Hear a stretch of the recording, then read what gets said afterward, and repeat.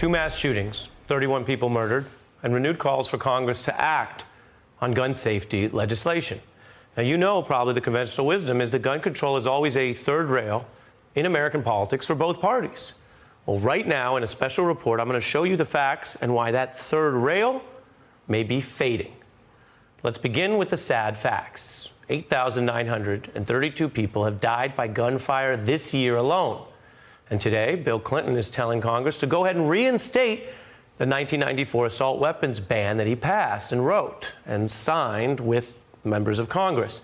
He's saying the results were clear. Mass shooting fatalities declined while they were in effect. They've risen sharply since they were allowed to lapse. Now, there's a legitimate debate in the policy of how to do some of this. But as a matter of reporting, it's true. Key types of shootings dropped after the ban. And so let's dig in right now to that 1994 House debate over the ban. Keep in mind, the urgency we're about to play for you came at a time when there were actually fewer mass shootings than today. Just 1 versus 12 last year. Every 2 minutes, someone in America is shot. And every quarter of an hour, someone dies from a gun wound. Crime is more deadly because there are more guns.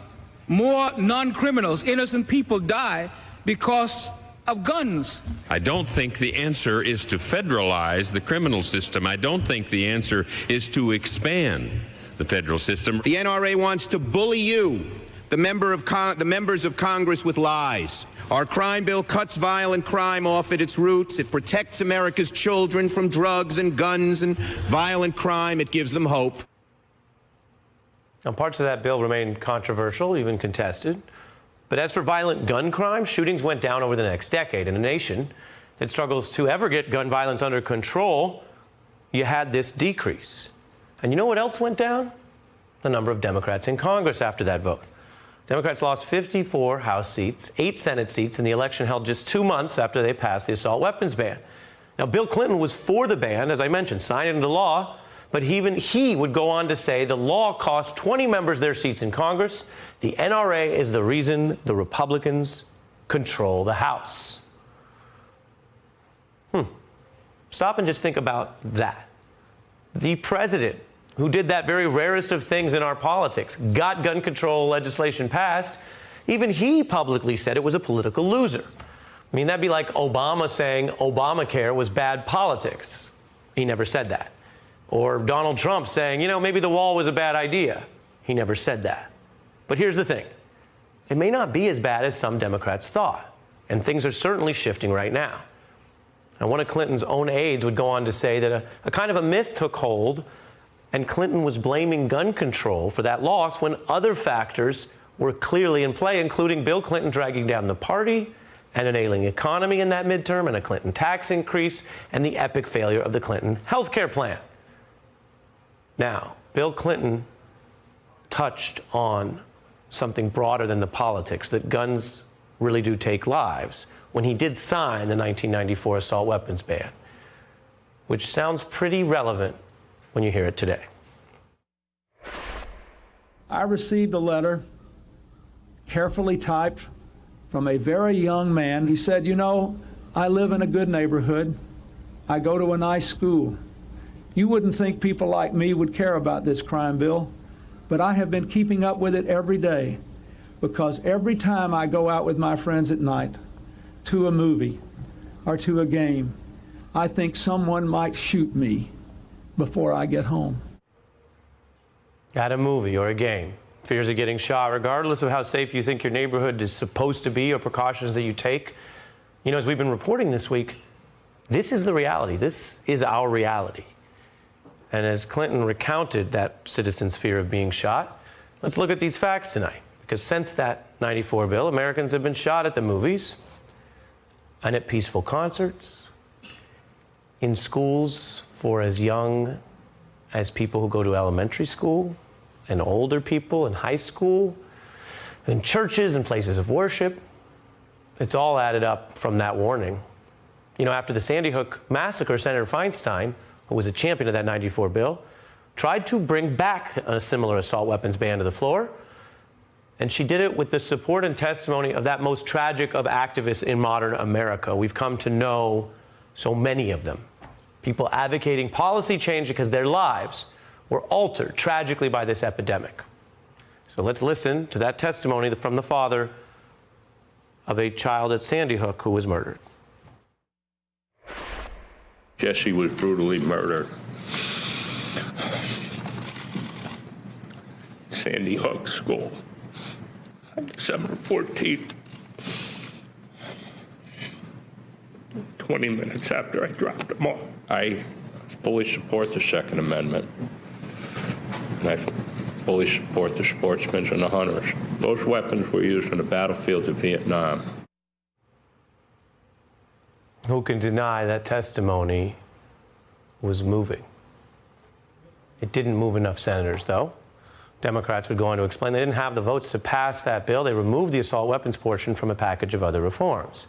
And even those watered-down packages didn't succeed. So consider the scenario as the gun violence problem gets worse and as their signs of politics actually are shifting to more receptivity to gun control. But Washington was sliding back to a position that was softer in gun safety than in '94.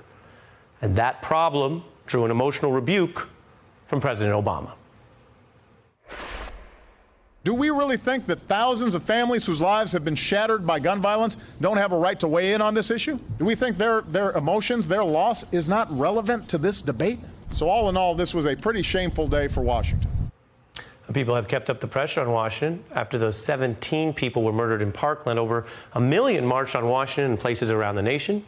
Many are younger people, students growing up with this threat. They're reaching voting age. And as the nation watched, some of these very students deployed their knowledge about the raw politics of gun control and how it really works. In the name of 17 people, you cannot ask the NRA to keep their money out of your campaign? I think in the name of 17 people, I can pledge to you that I will support any law that will prevent a killer like this. No, but I'm talking NRA money. No.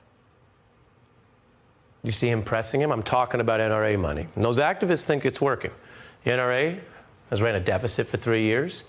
And even though this may be a bit of a scare tactic, their chief recently sent a fundraising letter saying they could shutter very soon if they don't get more money. While a Democratic senator who represents Sandy Hook families is teeing up part of the activists' answer. Basically, they say if the gun safety measures here are now popular, why don't politicians want to do something popular? Most Americans support these background checks, which failed in that very Senate vote, which includes most Republicans and gun owners. The senator says it's all about the NRA's stranglehold, which is weakening. The NRA is weaker today, not because they're having this infighting at the board level, but because they're hemorrhaging members. They don't have as many dues-paying members as they used to. Corporations won't sponsor them anymore, so they don't have as much money, and the board is in trouble because they don't have cash to sort of grease the executive wheels like they used to. Now, the NRA may want you to think this is all hopeless and that talking gun control after a shooting is politicizing it.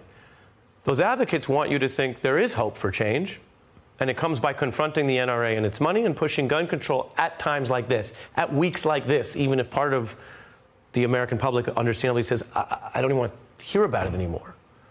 And let's remember, as part of this report tonight, remember, even Democrats used to echo a very NRA talking point that the initial response to a shooting shouldn't be discussing policy and politics.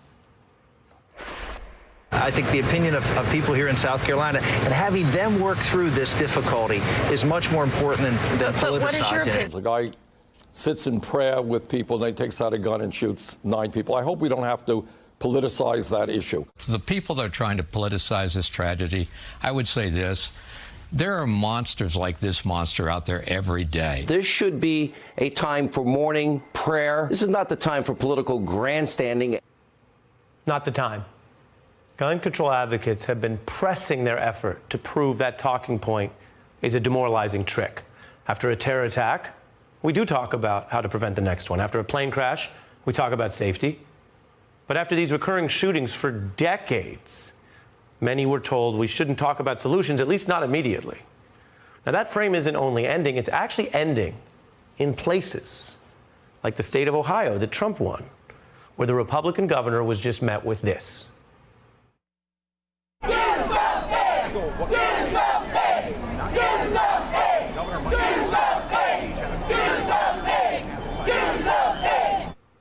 Now, maybe you think, oh, okay, but a crowd can say anything.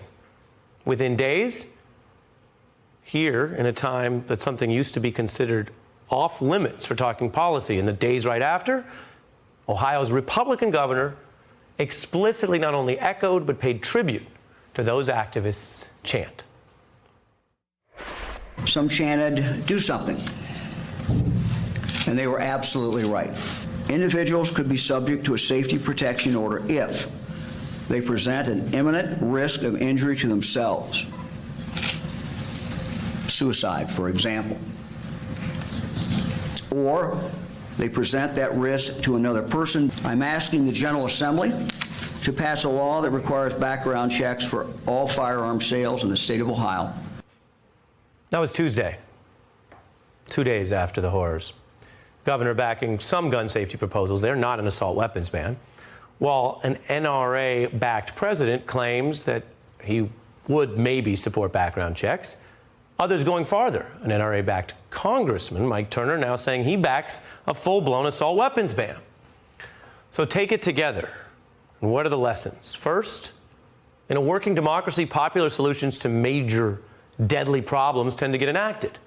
In a distorted democracy, even popular solutions can clearly be thwarted.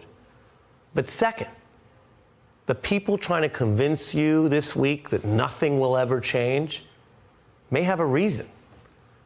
They don't want things to change. Because the history you just saw shows Congress has toughened gun safety rules before and banned assault weapons in a time when there were fewer shootings.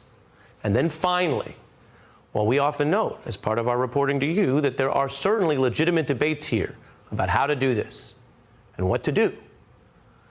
This long-standing, anti-democratic attempt to tell people, to tell you, you can't discuss policy after your town or school or your friend's town is shot up, that's clearly ending as people in states red and blue say, no, they're going to talk about this right now. They're going to fight for this right now because they're hurting right now. And for many, because they want to do something right now.